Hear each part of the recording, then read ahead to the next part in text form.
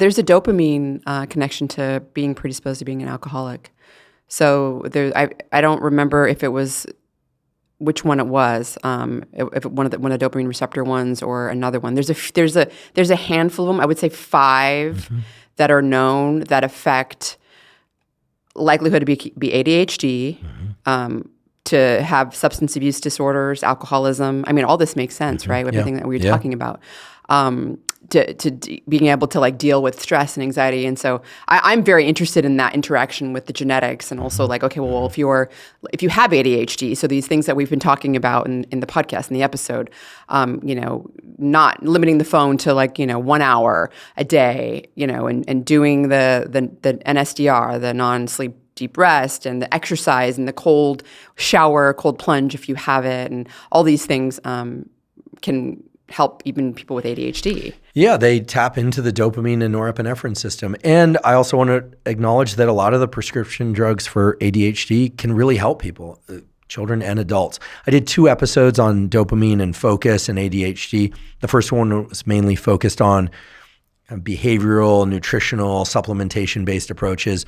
And I would say about 50% of the comments were, love this, thank you. The other 50% were, I hate this, what about all the drugs that are really valuable for it? So we did a second episode, as we were originally planning to do, on Adderall, Vyvanse, Ritalin, dioxine, which is actually methamphetamine, prescription methamphetamine. These things are prescribed to try and help people with ADHD and other attentional issues. And the response was exactly inverse. 50% of people saying, this is fantastic, thank you.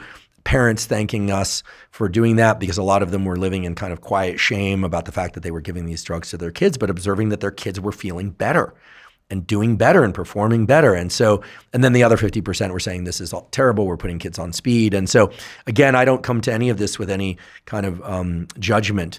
I think it's highly individual, but what it all comes back down to are these neuromodulators, right? And the various circuits involved. It's the catecholamines in both cases, whether or not it's a cold plunge or whether or not it's Adderall.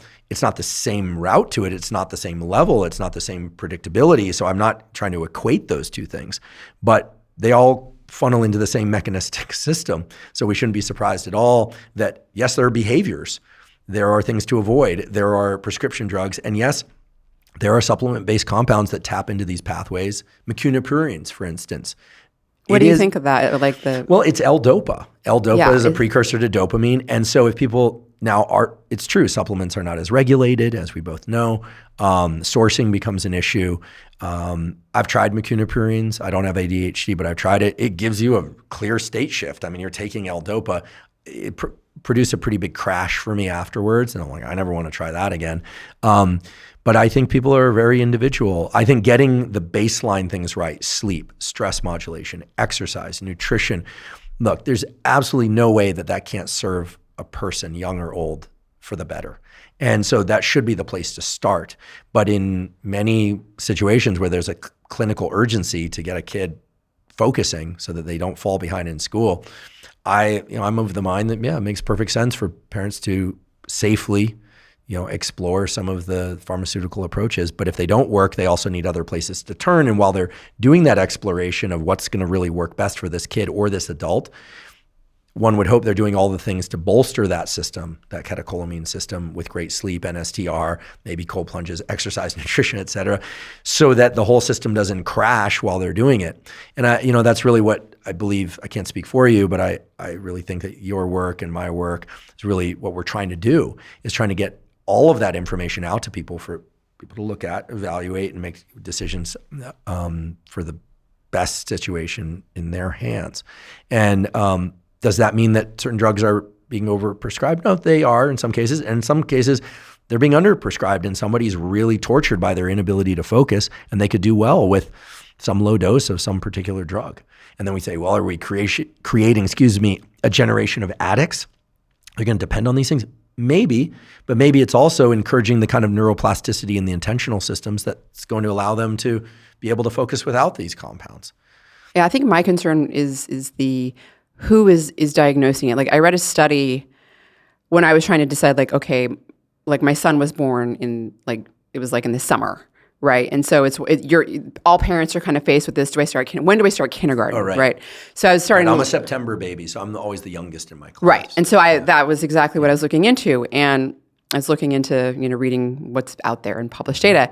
And I read a couple of studies where children that were boys that were born in July and August were 3 times more likely to be diagnosed with ADHD than boys that were not born in July and August. Wow. Okay. So they were the youngest, they were going to be the youngest in their class. There's nothing about being born in July and August that makes a child susceptible to ADHD. Right. Let's be real, right? So it has to be the early struggle with keeping up with what's happening, cognitively more mature. Teachers are comparing younger kids. The school readiness for boys is not the same as a girl, for one. And then on top of that, you add youth, where they're younger.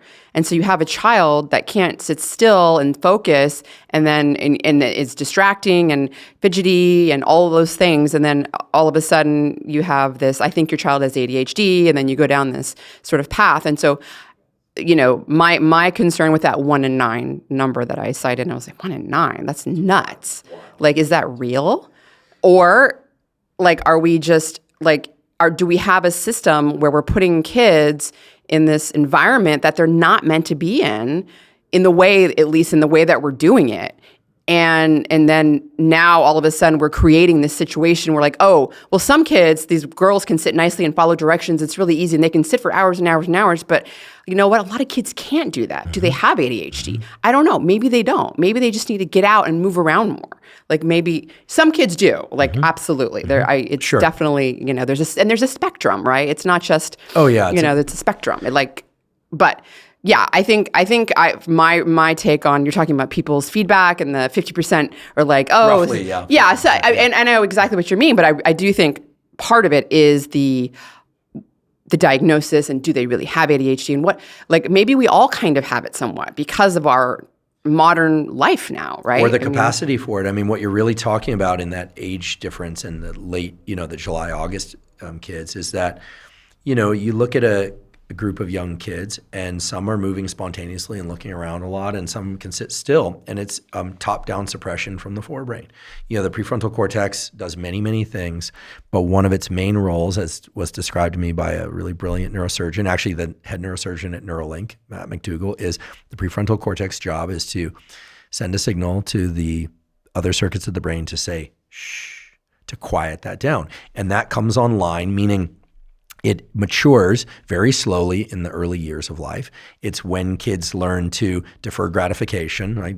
Marshmallow test, it's when, there are other things too, of course. It's when kids learn contextual rules, when to say please and thank you, when to run around and have, be crazy and, and when to try and sit still. And kids are developing that at different rates. It's developing at different rates in them. Now, we know one thing about ADHD, which is interesting, at least one thing, which is that it does not mean a total lack of capacity to focus, because oftentimes a kid with ADHD, you put them in front of something they really enjoy, like a puzzle or a video game or a particular doll game or whatever, and they are wrapped with attention. And that tells us right there that the circuits work, but that the threshold for their activation is somehow altered. And it's clearly engaged in one context, but less easily engaged in other contexts. Now, let's face it, we're all like that. If something's really exciting and interesting to you, it fully engages you. If it doesn't, it's not going to. And I do think that these circuits, even once they develop, they can be unpeeled a bit through lack of reading, lack of focus, lack of, time in conversation like this, directed conversation. I often feel that podcasting, whether or not it's a solo episode or an episode like this, one of the great pleasures of it is that, we're engaging face-to-face in a conversation. We haven't looked at our phones once. That's exceedingly rare if we were at a restaurant or cafe or out in the world. So I think we can all train up and we train down these circuits. And much of what we call schooling early in life is training these circuits. Some kids can benefit from pharmacologic assistance. Some likely don't. Some adults can benefit from pharmacologic assistance. In fact, I've talked to a number of psychiatrists that have said that oftentimes adults who, they don't abuse, but they heavily use stimulants like caffeine, and they require a lot of caffeine in order to focus, might be a low-grade ADHD. I'm not diagnosing anyone. I'm not a clinician, but I find that interesting. Are they seeking the same catecholamine stimulation that one would get from, let's say, low-dose modafinil or from Vyvanse or Adderall? And in which case, which one would you go with? Would you say maybe a little Nicorette or something like that? Again, I'm moving away from the nicotine thing. I think that experiment's over for me because of the concern about the vasoconstriction. So to be clear, I'm not going to stay with it. But, all the behaviors, all the supplements, all the nutrition, all the prescription drugs, they are not haphazard. They center back to these core mechanisms. Today, we've mainly been talking about the catecholamine system, dopamine in particular, but these other systems as well. And so it all makes perfect sense why these ADHD-like patterns emerge. And it also makes sense why certain treatments would work. And what I love is that the behavioral stuff is quite potent in its ability to tap into these systems. Is it the same as taking X number of milligrams of Adderall or Vyvanse? No, but it certainly gives people at least an additional line of entry to explore. And given that these things are low cost or zero cost, typically zero cost, there's just a little bit of time investment, and that they also do other healthy things for us. I think it's great. And I love how the health space is emerging around this. I think the conversation is going to get better, not worse, for all of this stuff, as long as we're not on our phones too damn much.